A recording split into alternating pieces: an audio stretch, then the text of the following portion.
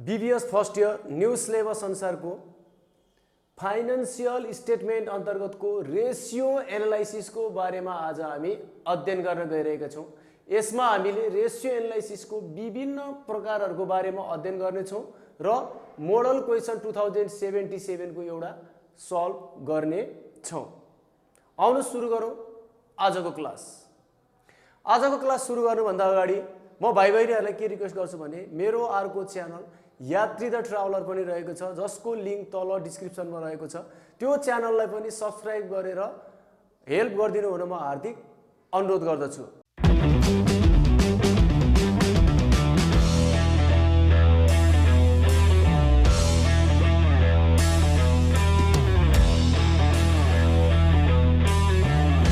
यो केही रेसियोको मैले फर्मुलाहरू लेखेको छु। यो पुरै रेसियो यहाँनिर अटेको छैन, केही छुटेको होला। त्यो छुटेको तपाईँहरूले किताबमा गएर हेर्न सक्नुहुन्छ, त्यहीबाट पनि तपाईँले त्यो बुझ्न सक्नुहुन्छ। यहाँ मैले भएको चिजहरूको रेसियोको बारेमा हल्का भन्ने छु र त्यसपछि मैले ओल्ड इज गोल्ड अथवा मोडल क्वेसनहरूको ओल्ड इज गोल्डको सोल्युसन गर्नेछु, त्यसलाई कसरी सल्भ गर्ने भनेर। ल अब यहाँनिर हेर्नु, यो रेसियो एनालाइसिसमा हाम्रो फर्मुला मध्ये सुरुमा हामीले आउने भनेको करेन्ट रेसियोको बारेमा सोध्छ। करेन्ट रेसियोको फर्मुला के हो भन्दा करेन्ट एसेट्स अपन करेन्ट लायबिलिटिजले डिभाइड गरिदियो भने आउँछ। अब हामीलाई यसको यो बीबीएसमा हामीलाई एकाउन्टमा चाहिँ यसको इन्टरप्रिटेसन अथवा यसको व्याख्या गरिरहनु पर्दैन, यो राम्रो नराम्रो यसको बारेमा डिसिजनहरू लेख्नु पर्दैन। त्यही भएर त्यहाँदेखि हामी जाँदैनौँ, खालि फर्मुलाहरू लेखेर एन्सर मात्रै निकालिदिए पुग्छ। अब करेन्ट रेसियो भनेको करेन्ट एसेट्सलाई करेन्ट लायबिलिटिजले भाग गरिदियो भने आउने के हो भन्दा करेन्ट रेसियो हो। अब करेन्ट एसेट्स भनेको हामीले 12 क्लासमै पढिसकेको छ, cash, bank, debtor, account receivable, त्यो चिजहरू तपाईँहरूले बुकमा हेर्नुहोस्, त्यही हो करेन्ट एसेट्स। करेन्ट लायबिलिटिज पनि हामीले पढिसकेको छौँ, त्यो त्यति हामीलाई गाह्रो भएन। क्विक रेसियो भनेको के हो भन्दाखेरि क्विक एसेट्सलाई करेन्ट लायबिलिटिजले भाग गरिदिएपछि आउने के हो भन्दा क्विक रेसियो। अब हामीसँग भएको टोटल करेन्ट एसेट्सहरू मध्ये क्विक एकदम छिटो क्यासमा कन्भर्ट हुने के हो त भन्दाखेरि भएभरको टोटल करेन्ट एसेट्सहरू मध्ये इन्भेन्ट्री अथवा क्लोजिङ स्टक र प्रिपेड एक्सपेन्सेसलाई घटाइदिइसकेपछि हाम्रो के आउँछ भन्दा क्विक एसेट्स आउँछ। यो भनेको हाम्रो क्विक एसेट्स हो। अब हामीलाई त्यसपछि अर्को फर्मुला भनेको वर्किङ क्यापिटल। वर्किङ क्यापिटल भनेको करेन्ट एसेट्सबाट करेन्ट लायबिलिटिज घटाइसकेपछि हाम्रो के आउँछ भन्दा वर्किङ क्यापिटल आउँछ। अब त्यसपछि अर्को क्यापिटल स्ट्रक्चर रेसियो। यो क्यापिटल स्ट्रक्चर रेसियोमा हामीले के पढ्छौँ भन्दा डेट इक्विटी रेसियो र debt to total capital ratio. यो क्लास 12 मा पढेको हामीले। क्लास 12 को लागि यो दुईटा मात्रै, 1 र 2 नम्बर मात्रै हो। Debt equity ratio long term डेटलाई सेयर होल्डरको फन्डले डिभाइड गरेपछि आउने के हो भन्दाखेरि डेट इक्विटी रेसियो। त्यसपछि फेरि अर्को debt to total capital ratio. Debt to total capital रेसियोमा हामीले के गर्ने हो भन्दा लङ टर्म डेटलाई क्यापिटल इम्प्लोइड अथवा टोटल क्यापिटलले डिभाइड गरिदिएपछि हाम्रो के आउँछ भन्दा debt to total capital ratio आउँछ। अब यो क्यापिटल इम्प्लोइड भनेको के हो भन्दा यो सेयर होल्डरको फन्डमा यो लङ टर्म डेट जोडिसकेपछि आउनेलाई के भन्छ भन्दा क्यापिटल इम्प्लोइड भन्छ। हामीले यो इक्वेसन थाहा पाएपछि क्यापिटल इम्प्लोइडलाई share holder fund plus long term डेटसँग जोडेपछि क्यापिटल इम्प्लोइड आउँछ भन्ने यो इक्वेसन थाहा पाइसकेपछि हामीले अरू एन्सर पनि निकाल्न सक्छौँ। यो इक्वेसन कहिलेकाहीँ टुक्राएर यो तीनटा मध्ये कुनै एउटा मिसिङ भयो भने हामीले यसरी पनि पत्ता लगाउन सक्नुपर्छ यो। अब त्यसपछि interest coverage ratio. Net profit before interest and tax. Net profit before interest and tax अर्थात् प्रफिटमा इन्ट्रेस्ट र ट्याक्स घटाउनु भन्दा अगाडिकोलाई हामी net profit before interest and tax भन्छौँ अथवा earning before interest and tax भन्छौँ। यसलाई इन्ट्रेस्टले डिभाइड गरिदियो भने हाम्रो आउँछ यो इन्ट्रेस्ट कभरेज रेसियो आउँछ। त्यसपछि fix charge coverage ratio. Fix charge coverage ratio fix net profit before interest and ट्याक्सलाई फिक्स्ड चार्जले डिभाइड गरिदियो भने हाम्रो के आउँछ भन्दाखेरि फिक्स चार्ज कभरेज रेसियो आउँछ। 3 नम्बर र 4 नम्बरको चाहिँ ब्याचलर बीबीएस फर्स्ट इयरलाई मात्रै हो। यो क्लास 12 मा यो चाहिँ आउँदैन है, क्लास 12 को यदि हेरिरहनु भएको छ भने। अब यो फिक्स चार्ज रेसियोमा net profit before interest and ट्याक्सलाई फिक्स चार्ज भनेको के हो भन्दाखेरि अर्गनाइजेसनमा फिक्स टाइपको लिजको भाडाहरू तिर्नुपर्ने, त्यसपछि आएर प्रिफरेन्स सेयर होल्डरलाई तिर्नुपर्ने इन्ट्रेस्टहरू कति फिक्स टाइपको नेचरको, चाहे बिजनेस होस् नहोस्, चाहे रन होस् नहोस्, त्यो फिक्स टाइपको एक्सपेन्सेसहरू भइरहेको हुन्छ। त्यस्तो र net profit before interest and tax बिचको कम्पेरिजनलाई हामीले के भन्छौँ भन्दा फिक्स चार्ज कभरेज रेसियो भन्छौँ। अब हामीले यहाँनिर यो हिसाबमा लङ टर्म डेब्ट र सेयर होल्डर फन्ड एकदमै हिसाब गरिरहेको थियो। लङ टर्म डेब्ट भनेको के हो भन्दाखेरि 1 वर्षभन्दा पछि समयमा तिर्नुपर्ने ऋणहरू लङ टर्म डेब्ट हो। त्यो भनेको debenture bond, mortgage sector loan, bank loan, यिनीहरू लङ टर्म डेब्ट हो। अब त्यसमै गरेर हामीले सेयर होल्डरको फन्ड अथवा सेयर होल्डर इक्विटी एकदम इम्पोर्टेन्ट छ। सेयर होल्डरको फन्ड अथवा सेयर होल्डर इक्विटी, किनकि यो सेयर होल्डरको फन्ड अथवा सेयर होल्डरको इक्विटी हामीलाई योभन्दा पछाडि पनि धेरै ठाउँमा आउँछ। त्यही भएर सेयर होल्डरको फन्ड हामीले पत्ता लगाउन जान्नुपर्छ। सेयर होल्डरको फन्ड भनेको के हो भन्दाखेरि सेयर क्यापिटल बोथ लेखेको छु मैले, इक्विटी सेयर प्लस प्रिफरेन्स सेयरमा share premium, retain earning, general reserve, P L appropriation एकाउन्टको क्रेडिट ब्यालेन्समा मिसिलिनियस एसेट्स, त्यो भनेको preliminary expenses minus underwriting commission minus P L appropriation एकाउन्टको debit balance minus discount on issue of share and debenture गरिसकेपछि आउनेलाई हामी के भन्छौँ भन्दा सेयर होल्डरको फन्ड भन्छौँ अथवा सेयर होल्डरको इक्विटी भन्छौँ। अब यो सेयर होल्डरको फन्ड अथवा सेयर होल्डरको इक्विटी निकालिसकेपछि हामीले क्यापिटल इम्प्लोइड निकाल्न सक्छौँ। र अब यहाँ फेरि म अलिकति भन्छु, यो सेयर होल्डरको फन्ड निकाल्नको लागि जति पनि कुराहरू मैले यहाँ प्लस लेखेको छु, यो प्लस लेखेको कुराहरू सबै हाम्रो लायबिलिटी साइडमै हेर्ने हो र यो जति पनि मैले माइनस लेखेको छु यो सबै कुराहरू एसेट साइडमै हेर्ने हो। क्वेसनमा दिएको एसेट्स र लायबिलिटिज दिएको छ भनेदेखि सेयर होल्डरको फन्ड निकाल्दा यो कुरा याद गर्नु पर्यो। अब त्यसपछि हाम्रो टर्नओभर रेसियोमा मैले गएँ यहाँनिर inventory turnover ratio, inventory turnover ratio. यो इन्भेन्ट्री टर्नओभर रेसियोमा मैले यहाँनिर यो फर्स्ट लेखेँ formula cost of goods sold सिओजिएसमा एभरेज इन्भेन्ट्रीले डिभाइड गरेपछि के आउँछ भन्दा इन्भेन्ट्री टर्नओभर रेसियो आउँछ, अर सेल्स अपन इन्भेन्ट्री भने मैले यहाँनिर, अथवा सेल्स अपन इन्भेन्ट्री। अब यहाँनिर हेर्नु है, इन्भेन्ट्री टर्नओभर रेसियोमा दुईटा फर्मुला लेखेको छु मैले। यदि क्वेसनमा कस्ट अफ गुड्स सोल्ड निकाल्न सकिन्छ भने अथवा क्वेसनमा कस्ट अफ गुड्स सोल्ड दिएको छ भने फर्स्ट प्रायोरिटी हाम्रो यो सिओजिएस वाला फर्मुला हुन्छ।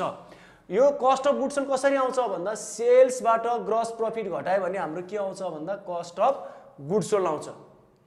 यदि कस्ट अफ गुड्स सोल्ड छैन भनेदेखि बल्ल त्यो बेलामा कुन फर्मुला लाउने भन्दा हामीले सेल्स अपन इन्भेन्ट्री। अब यो एभरेज इन्भेन्ट्री भनेको मैले यहाँ लेखेको छैन।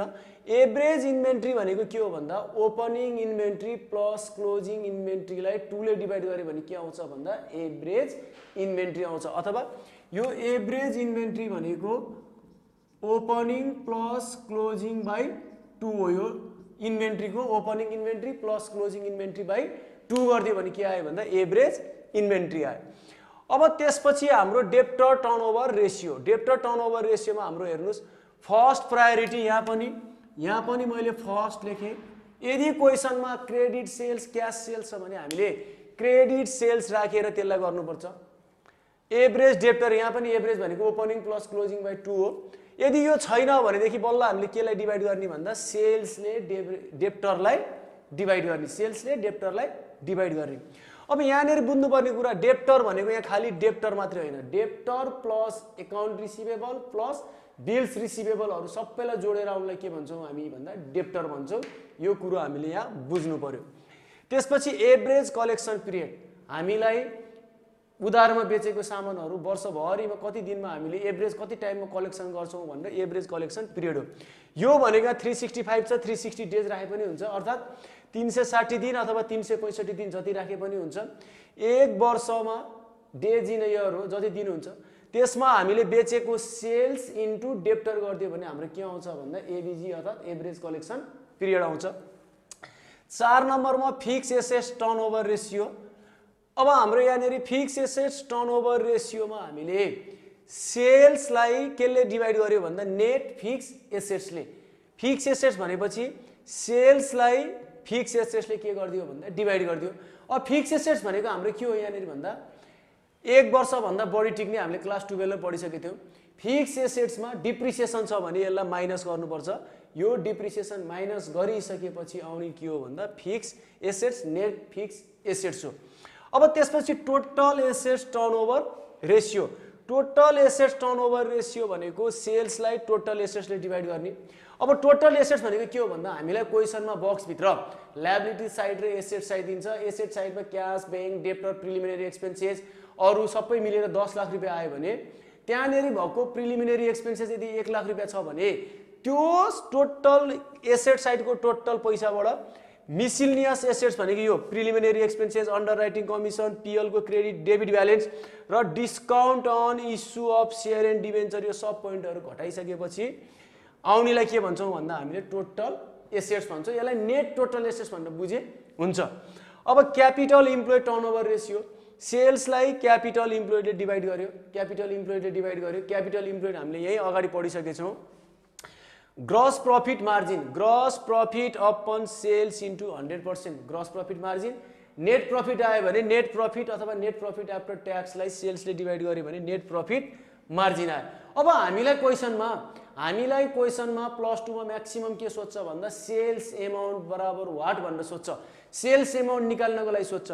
सेल्स एमाउन्ट निकाल्नको लागि यो 8 वटा फर्मुला 1 2 3 4 5 6 7 8 वटा फर्मुला जहाँनेरि सबै सेल्स छ यही फर्मुला टुक्रायो भनेदेखि हाम्रो सेल्स पनि निक्लिन्छ। अर्थात् सेल्स त्यसै आउँदैन, सेल्स काहीँ न काहीँ डिपेन्ड हुन्छ। सेल्स निकाल्नको लागि यही इक्वेसनहरू सल्भ गऱ्यो भने हाम्रो के आउँछ भन्दाखेरि सेल्स आउँछ हाम्रो यो फर्मुला अनुसार। अब त्यसपछि हाम्रो return on share holder equity. Return on share holder equity भन्यो भने के आउँछ यसो फर्मुला भन्दा नेट प्रॉफिट आफ्टर ट्याक्सलाई सेयर होल्डरको इक्विटी हामीले यहीँनिर भनिसकेको छौँ। सेयर होल्डरको फन्ड अथवा सेयर होल्डरको इक्विटी। मैले त्यही भएर यो सेयर होल्डरको फन्ड निकाल्न जान्यो भनेदेखि सेयर होल्डरको फन्ड निकाल्न जान्यो भनेदेखि जहाँ पनि काम लाग्छ भनेको यसले डिभाइड गरेपछि यो रिटर्न अन सेयर होल्डरको फन्ड अथवा इक्विटी आउँछ।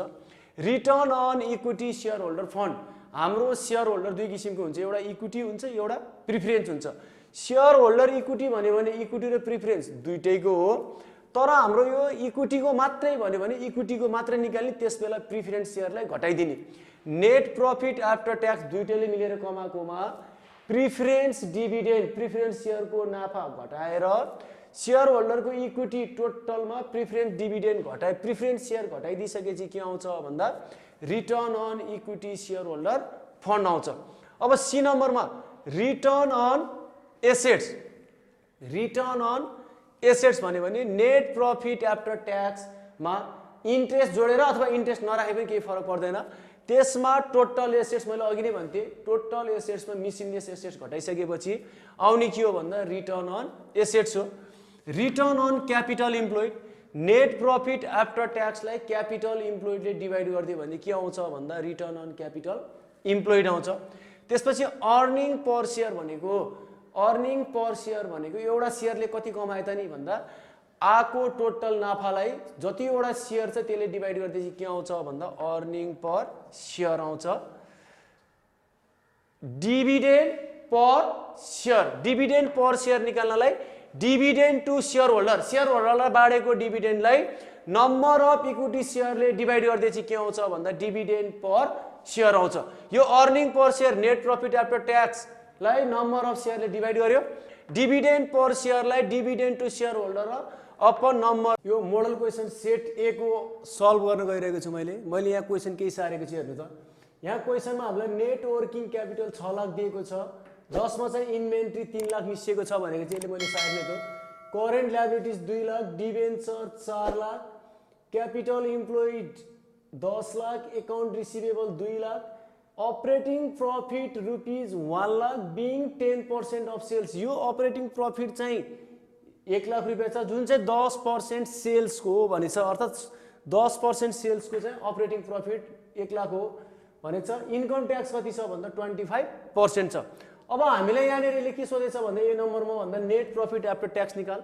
बी नम्बरमा लिक्विड रेसियो अथवा क्विक रेसियो हो। सी नम्बरमा डेब्ट इक्विटी रेसियो सोधेको छ। डी नम्बरमा स्टक टर्नओभर रेसियो सोधेको छ। ई नम्बरमा एभरेज रिसिभेबल पिरियड अथवा एभरेज कलेक्सन पिरियड सोधेको छ। Return on share holder equity सोधेको छ र नेट प्रफिट मार्जिन सोधेको छ। अब यो निकाल्नतिर म गइरहेको छु। अब यसको सोलुसन गर्दाखेरि सोलुसन मैले ए नम्बरको गरेँ। सोलुसन ए नम्बरको हेर्नु यहाँनिर फर्मुला हो, यसो केही फर्मेट हुँदैन। ए नम्बरमा सोलुसन मैले नेट प्रफिट आफ्टर ट्याक्स निकाल्नको लागि यहाँनिर हेर्नु त अपरेटिङ प्रफिट कति छ, operating profit equal to rupees 1 lakh छ। अब यसमा मैले के घटाइदिएँ भन्दाखेरि लेस ट्याक्स पेड कति घटाएँ भन्दाखेरि 25% भनेको रुपिज 25,000 घटाउँदाखेरि नेट प्रफिट आफ्टर ट्याक्स कति आयो भन्दा 75,000 आयो। यो ए नम्बरको एन्सर आयो। अब त्यसपछि बी नम्बरमा यसले के सोधेछ भन्दा लिक्विड रेसियो सोध्यो। Liquid ratio, quick ratio, acid test ratio भनेको एउटै हो। यो भनेको quick assets upon current liability CL. अब क्विक एसेट्स भनेको हेर्ने, क्विक एसेट्स भनेको टोटल करेन्ट एसेट्समा इन्भेन्ट्री अथवा क्लोजिङ स्टक घटाएपछि आउँछ भनेको। अब यहाँ टोटल करेन्ट एसेट्सहरुमा हामीले इन्भेन्ट्री एउटा छ 3 लाख, त्यसपछि आएर एकाउन्ट रिसिभेबल छ 2 लाख, 5 लाख भयो। टोटल करेन्ट एसेट्स हाम्रो कति भयो? 5 लाख भयो। 5 लाखमा इन्भेन्ट्री 3 लाख रुपैयाँ घटाएपछि कति बाँकी रह्यो भन्दा क्विक एसेट्स भनेको भन्दाखेरि 2 लाख रुपैयाँ बाँकी भयो। यो क्विक एसेट्स, क्विक एसेट्स भनेको टोटल करेन्ट एसेट्समा इन्भेन्ट्री अथवा क्लोजिङ स्टक और प्रिपेड एक्सपेन्सेसहरु घटाएपछि आउने हो। यहाँनेरि inventory plus account receivable 5 lakh भयो। यसमा इन्भेन्ट्री घटाइदिएपछि कति बाँकी रह्यो भन्दा 2 लाख बाँकी रह्यो। अब यहाँनेरि करेन्ट लायबिलिटीज कति दिएको छ भन्दा 2 लाख दिएको छ। यो गर्दाखेरि कति आयो भन्दाखेरि और यो गर्दाखेरि 1:1 आयो। 1:1, यसलाई 1:1 मा कम्प्यारिजन गर्ने चलन छ। त्यसपछि सी नम्बरमा यसले के सोध्यो? सी नम्बरमा सोध्यो डेब्ट इक्विटी रेशियो। डेब्ट इक्विटी रेशियो। अब यहाँनिर हेर्नु, अगाडि डेब्ट इक्विटी रेशियो सोध्यो भने डेब्ट इक्विटी रेशियो सोध्ने बित्तिकै लङ टर्म डेब्टलाई भाग गर्ने हो। इक्विटी भनेपछि शेयर होल्डरको फन्डले डिभाइड गर्दियौँ। अब यहाँनिर यो हिसाबमा लङ टर्म डेब्ट भनेको कति छ भन्दाखेरि लङ टर्म डेब्ट भनेको डिबेन्चर, बोन्ड, मोर्टगेज, सेक्युर्ड लोनहरु हो। यो हिसाबमा डिबेन्चर कति छ भन्दाखेरि यहाँनिर 4 लाख रुपैयाँ छ। डिबेन्चर छ 4 लाख अपन शेयर होल्डरको फन्ड निकाल्नु पर्यो। अब शेयर होल्डरको फन्ड कसरी निक्लिन्छ भन्दाखेरि हाम्रो शेयर होल्डरको fund equity share, preference share, share premium, डिबेन्चरहरु सब जोडिसकेर प्रिलिमिनरी एक्सपेन्सेस, अन्डरराइटिङ कमिसनहरु घटाएपछि हाम्रो के आउने हो भन्दा शेयर होल्डरको फन्ड आउने हो। अब यहाँनेरि हेर्नु त शेयर होल्डरको फन्ड निकाल्ने पोइन्ट हाम्रो यहाँ केही पनि छैन। नभएपछि अब हामीले यहाँनेरि एउटा छुट्टै वर्किङ नोट गरौँ। हामीलाई यहाँनेरि यसले के दिएको छ भन्दाखेरि यसले क्यापिटल इम्प्लोइड भनेर दिएको छ। क्यापिटल इम्प्लोइड भनेर दिएको छ र हामीलाई के थाहा छ भन्दा वी नो क्यापिटल इम्प्लोइड भनेको शेयर होल्डरको फन्डमा लङ टर्म डेब्ट जोडिसकेपछि के आउँछ भन्दा क्यापिटल इम्प्लोइड आउने हो नि त हाम्रो यो इक्वेसन। क्यापिटल इम्प्लोइड भनेको अघि मैले मेटेको माथिपट्टि गरे हेर्नु, क्यापिटल इम्प्लोइड भनेको शेयर होल्डरको फन्डमा लङ टर्म डेब्ट जोडिसकेपछि आउने हो। अब यो इक्वेसन सल्भ गरौँ त हामीलाई शेयर होल्डरको फन्ड आउँछ कि? क्यापिटल इम्प्लोइड कति छ भन्दाखेरि हाम्रो यहाँनेरि क्यापिटल इम्प्लोइड छ 10 लाख। शेयर होल्डरको फन्ड हामीलाई थाहा छैन। डिबेन्चर कति छ भन्दाखेरि 4 लाख छ। डिबेन्चर हाम्रो 4 लाख छ। लङ टर्म डेब्ट भनेको डिबेन्चर हो। अब त्यसो हो भने शेयर होल्डरको fund equal to 10 lakh minus 4 lakh गर्दाखेरि कति आयो भन्दाखेरि शेयर होल्डरको fund equal to rupees 6 lakh आयो। यो हाम्रो शेयर होल्डरको फन्ड आयो। यसरी सल्भ गरेर हामीले इन्टु 100 गर्दाखेरि 66.67% आयो हाम्रो यो डेब्ट इक्विटी रेशियो। अब त्यसपछि डी नम्बरमा हामीलाई यसले सोध्यो स्टक टर्नओभर रेसियो।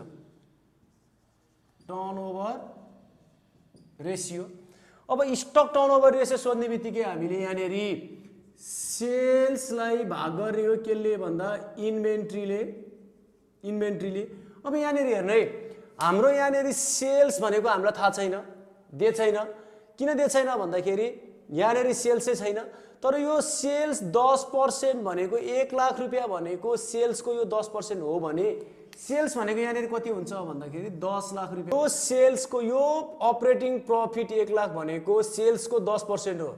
सेल्सको 10% भनेको 1 लाख हुन्छ भने 100% भनेको त कति भयो भन्दा 10 लाख भयो। 10 लाख अपन कति छ यहाँनेरि भन्दा 3 लाख। ल स्टक टर्नओभर रेसियो कति आउँछ भन्दाखेरि यो यसले डिभाइड गरिदिनु। यसले डिभाइड यसरी गर्दाखेरि 3.33 टाइम्स के आयो भन्दा यो स्टक टर्नओभर रेसियो आयो। अब ई नम्बर एभरेज रिसिभेबल पिरियड भनेको डेज इन अ इयर मैले राखेँ यहाँ 360 दिन राखिदिएँ, यहाँ 365 दिन राखे पनि पाइन्छ, 360 दिन राखे पनि पाइन्छ। डेज इन अ इयर 360 दिन अपन हाम्रो यहाँनेरि भएको सेल्स 10 लाख इन्टु हाम्रो यो डेप्टर कति छ भन्दाखेरि एकाउन्ट रिसिभेबल भनेको कति हो भन्दाखेरि यहाँ हाम्रो 2 लाख। यो गर्दाखेरि कति आयो भन्दाखेरि कति दिन हुँदो रहेछ भन्दाखेरि 72 डेजमा यसले आफ्नो उधारो उठाइसक्दो रहेछ। अर्थात् कलेक्सन गर्न लाग्ने पिरियड भनेको 72 डेज रहेछ।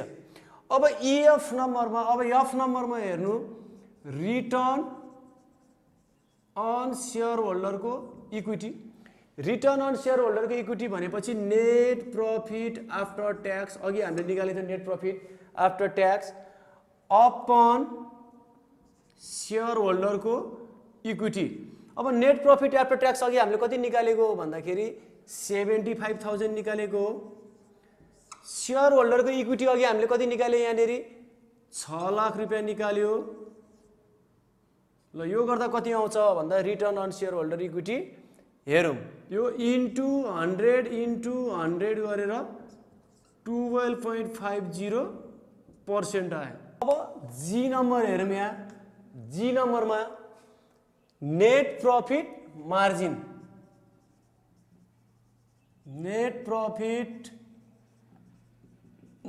भनेपछि नेट प्रफिट आफ्टर ट्याक्समा सेल्सले डिभाइड गरिदियो भने हुन्छ।